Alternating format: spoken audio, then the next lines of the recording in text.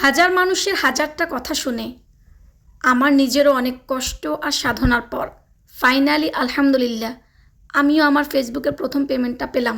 আমার ভাগ্যটা বরাবরই একটু অন্যরকম। আমি কোনো কিছুই সহজে পাই না। ফেসবুকে আমি 3 বছর থেকে বেশি সময় ধরে কাজ করতেছি। তখন একদমই নতুন একটা পেজ, যেখানে আমি পেজ সম্বন্ধে কিছুই বুঝতাম না। টুকিটাকি নিজের ভালো লাগা থেকে গান করতাম।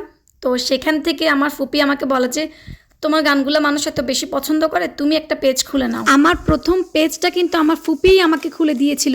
ফেসবুকে যেহেতু অনেকগুলা গাইডলাইন্স আছে, তো সেইগুলোর আমি কিছুই বুঝতাম না। এক পর্যায়ে আমি পেজটা ডাউন হয়ে যাওয়ার কারণে পেজটা ডিলিট করে দিই।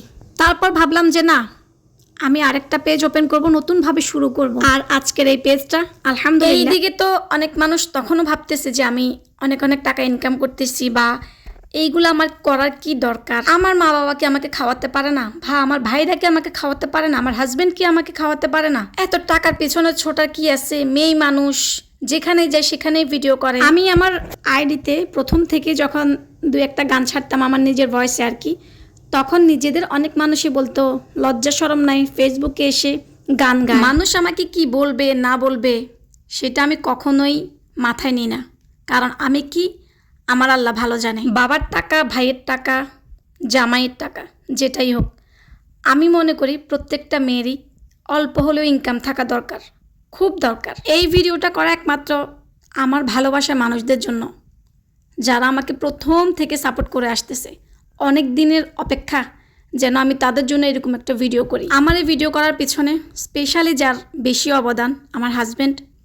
সে যদি না চাইতো তাহলে আজকে আমি এই পর্যন্ত আসতেই পারতাম। তার উপরে আমার মনিরা, আমার ফুপিরা, আমার বোনেরা, বিশেষ করে আমার 2টা বোন, আমার ছোট বোন আর আমার ভাবিরাও কিন্তু আমাকে অনেক বেশি সাপোর্ট করছে। তাছাড়াও আমার অনেক অনেক ভালোবাসার মানুষ আছে, নিজেদের মানুষ আর কি, আমার বন্ধু বান্ধব, ছোট ভাই, মানে ভাগনা ভাগ্নে, অনেক অনেক মানুষ আছে যেগুলা আমাকে এই পর্যন্ত নিয়ে আসছে। তাদের পজিটিভ চিন্তা ভাবনায় তারা যতবারই দেখছে, দেখা হয়েছে, সবসময় বলে তুমি আরও এগিয়ে যাও, আরও সুন্দরভাবে, আরও ভালোভাবে কাজ করো, মানুষের কথা একদম কান দিবা না। আমি বরাবরই এই চেষ্টা ছিলাম, আমি কিছু করবই, নিজের মতো করে কিছু করব। তো আলহামদুলিল্লাহ আলহামদুলিল্লাহ আমার মনে হয় যে আজকে আমি সফল। ছোটোবেলা থেকেই আলহামদুলিল্লাহ বাপ ভাই কখনো অভাবটা বুঝতে দেয় নাই, সেই রকম সেইভাবেই একটা ফ্যামিলি থেকে উঠে আসছি। এখন হাজব্যান্ডও ঠিক সেইভাবেই চালাচ্ছে আলহামদুলিল্লাহ। এই ফেসবুকে আসাটা একান্তই আমার মতামত, আমার ভালো লাগা থেকেই আমি এটা শুরু করছিলাম, এই জার্নিটা। অনেকের অনেক কথা শুনছি, তবে দিন শেষে এটাই বলবো আলহামদুলিল্লাহ আমি যে প্রত্যেকটা মেয়ে নিজে কিছু করুক, নিজের পায়ে দাঁড়াক। সবাই আমার পাশে থাকবেন, আমার জন্য দোয়া করবেন, বেশি বেশি করে আমাকে সাপোর্ট করবেন।